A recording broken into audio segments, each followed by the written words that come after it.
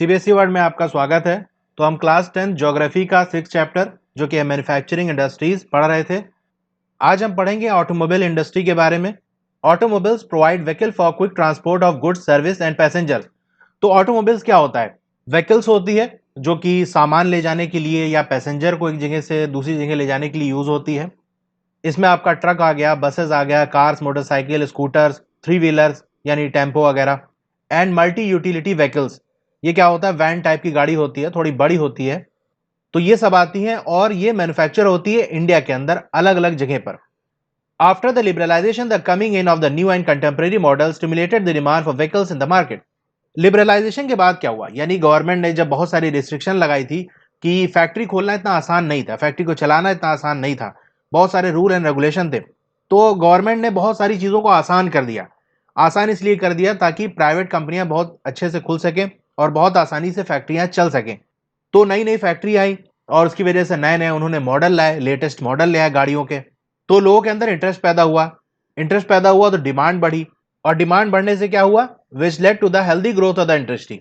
तो industry grow की, demand बढ़ेगी तो ज्यादा सामान बनाना पड़ेगा, और ज्यादा सामान बनेगा तो प्रॉफिट भी ज्यादा होगा, तो इंडस्ट्री ग्रो की।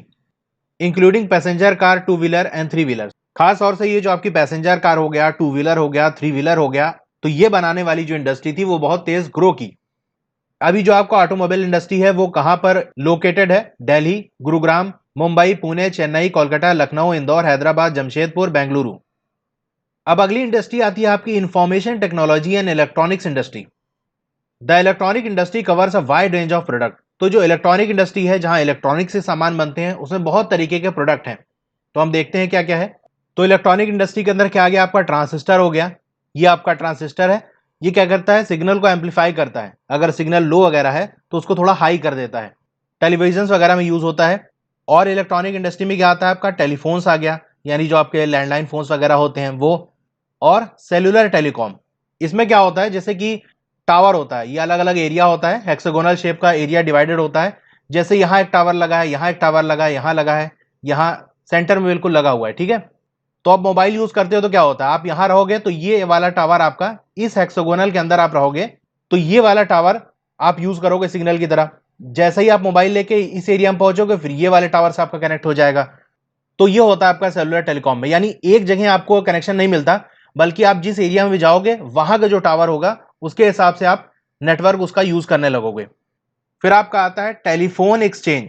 इसमें क्या होता है? जैसे आप किसी कस्टमर केयर से बात करते हो तो वो कहता है आपकी कॉल को हम ट्रांसफर कर रहे हैं, तो वो अपने ही ऑफिस में किसी दूसरे डिपार्टमेंट ट्रांसफर करेगा। यानी जैसी आपकी प्रॉब्लम होगी उस प्रॉब्लम से रिलेटेड आपके कॉल को ट्रांसफर करेगा। मान लो 3 इंजीनियर बैठे हुए हैं और एक कस्टमर केयर है, यहां पर आपने इसको कॉल किया, तो फिर वो डिसाइड करेगा कि हाँ, इस प्रॉब्लम को कौन सॉल्व कर सकता है। तो वो आपकी जो फोन कॉल है वो या तो इसको ट्रांसफर करेगा, या तो इसको ट्रांसफर करेगा, या तो इसको ट्रांसफर करेगा। तो जिस डिवाइस के जरिए होता है उसे हम कहते हैं टेलीफोन एक्सचेंज। और आपका रेडार्स वगैरह हो गया, ये किसी चीज को डिटेक्ट करता है। जैसे आपका बॉर्डर वगैरह पे लगता है, कोई दुश्मन का जहाज आ रहा हो या मिसाइल आ रही हो, तो ये डिटेक्ट कर लेगा कि हाँ कोई चीज आ रही है, रेडार हो गया। और कंप्यूटर हो गया, and many other equipments require by the telecommunication industry. तो ये सारे जो इक्विपमेंट्स हैं वो आपके टेलीकम्युनिकेशन इंडस्ट्री में यूज होते हैं। टेलीकम्युनिकेशन इंडस्ट्री क्या होती है? जहां पर इंफॉर्मेशन का ट्रांसमिशन होता है, यानी इंफॉर्मेशन एक जगह से दूसरी जगह भेजी जाती है, ठीक है। तो ये सारी चीजें यहां पर यूज होती हैं। Bengaluru has emerge as the electronic capital of India. तो बेंगलुरु को इलेक्ट्रॉनिक कैपिटल ऑफ इंडिया कहा जाता है, क्योंकि यहाँ बहुत ज्यादा इलेक्ट्रॉनिक्स का वर्क होता है।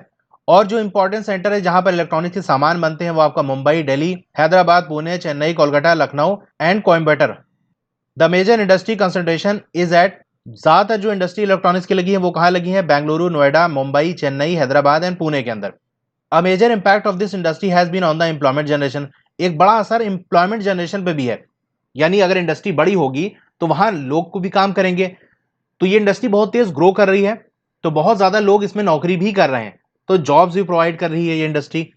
The continuing growth in the hardware and software is the key to the success of IT industry in India.